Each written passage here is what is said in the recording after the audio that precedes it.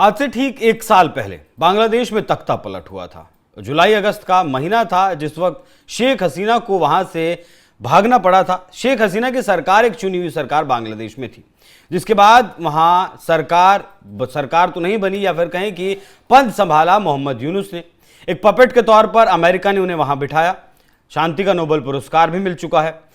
जिन कट्टरपंथियों और मुसलमानों के कंधों पर पैर रखकर मोहम्मद यूनुस सत्ता की सीढ़ियां चढ़े थे, या फिर कहें कि सत्ता के शिखर पर बैठे थे, अब वही मुसलमान अल्टीमेटम देने लगे हैं मोहम्मद यूनुस को। जो छात्र प्रदर्शन कर रहे थे सड़कों पर, जिन छात्रों ने संसद को घेरा, जिन छात्रों ने शेख हसीना को भगाया, जिन छात्रों ने शेख हसीना के घर पर एक तरीके से कब्जा कर लिया और उनके कपड़ों को हवा में लहराया था, वो छात्र तो पहले ही मोहम्मद यूनुस का साथ छोड़ चुके हैं, क्योंकि उन छात्रों का कहना था कि जल्द से जल्द बांग्लादेश में चुनाव करवाए जाएं, और मोहम्मद यूनुस उसके लिए तैयार नहीं थे। हालांकि अब खबरें ऐसी हैं कि फरवरी में, अगले साल फरवरी 2026 में बांग्लादेश में चुनाव होने वाला है, लेकिन वो तो साथ छात्र तो पहले ही छोड़ चुके हैं। अब जिन कट्टरपंथियों को जेल से छुड़ाने में मदद की, या फिर कहें कि जिस एक कट्टरपंथी ने 13 रेप के जिसके ऊपर आरोप थे, जो जेल में बंद था, ऐसे लोगों को भी मोहम्मद यूनुस ने जेल से बाहर निकालने का काम किया था। अब वही कट्टरपंथी मोहम्मद यूनुस के गले की हड्डी बन गए हैं। मोहम्मद यूनुस एक तरफ चाहते हैं कि बांग्लादेश के जो बच्चे हैं, बांग्लादेश के जो छात्र हैं, वो अच्छी शिक्षा ग्रहण करें, लेकिन जो कट्टरपंथी हैं वो नहीं चाहते कि समग्र शिक्षा बांग्लादेश का युवा ग्रहण करे। वो चाहते हैं कि सिर्फ शरिया को पढ़ें, सिर्फ कुरान को पढ़ें, और जो इस्लामिक पढ़ाई है उसे ही यहाँ के छात्र पढ़ें और उसी पर आगे बढ़ें। यहीं से दोनों के बीच विवाद शुरू होता है, और जो कट्टरपंथी हैं वो मोहम्मद यूनुस को अल्टीमेटम दे देते हैं। दरअसल बांग्लादेश में शिक्षा व्यवस्था इस समय बड़ा विवाद बना हुआ है।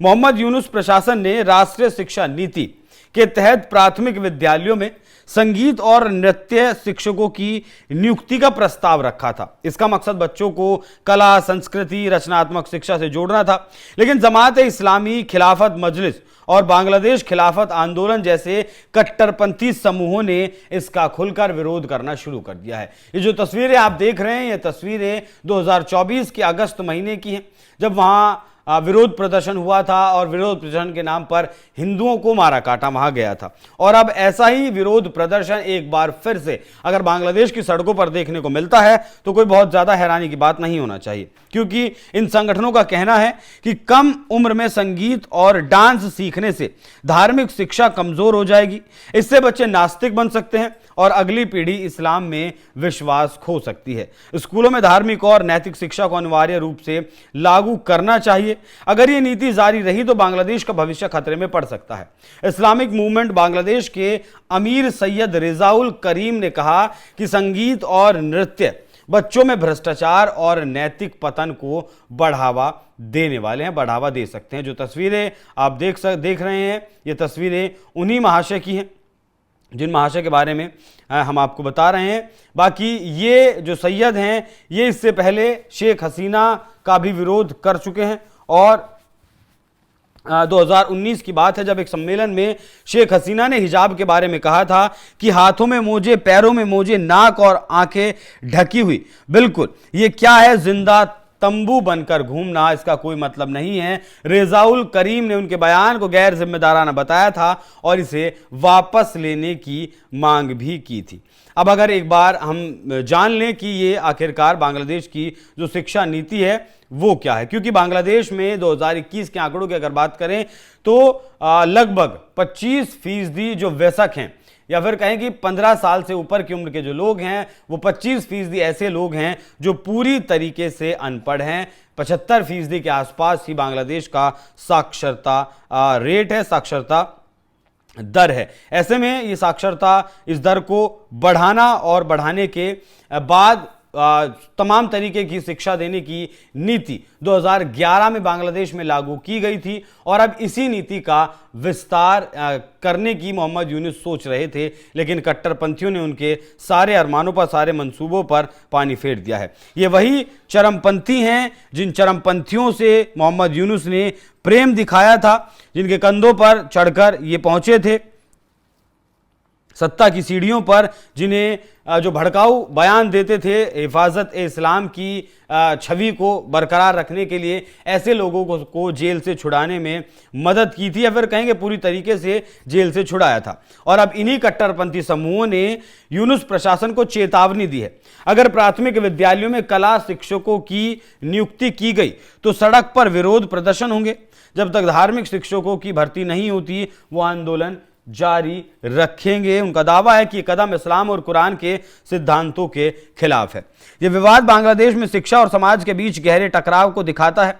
एक तरफ सरकार बच्चों को समग्र शिक्षा देना चाहती है, जिसमें कला, संस्कृति, रचनात्मक शिक्षा शामिल है। दूसरी तरफ कट्टरपंथी जो समूह हैं वो इसे धार्मिक मूल्यों पर हमला मानते हैं। कई लोगों का मानना है कि विवाद बांग्लादेश की सांस्कृतिक और राजनीतिक दिशा को प्रभावित कर सकता है।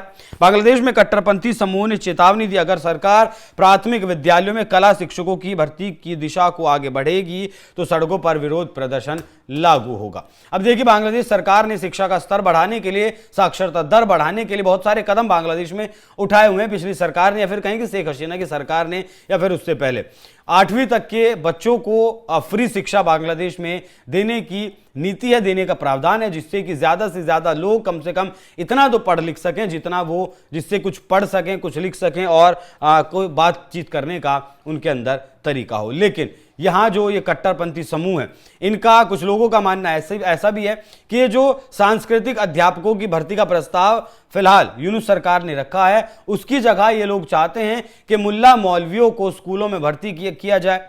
स्कूलों में जो मॉडर्न एजुकेशन है उसके बजाय जो धार्मिक शिक्षा है, जो इस्लामिक शिक्षा है, दीनी जो तालीम है, उस पर ज्यादा जोर दिया जाए, उसे ज्यादा से ज्यादा बच्चों को पढ़ाया जाए, जिससे कि जो इनके बयानों से भी साफ झलकता है कि अगर इस तरीके की शिक्षा दी गई तो अगली पीढ़ी इस्लाम के सिद्धांतों को भूल जाएगी, इस्लाम को कहीं ना कहीं भूल जाएगी।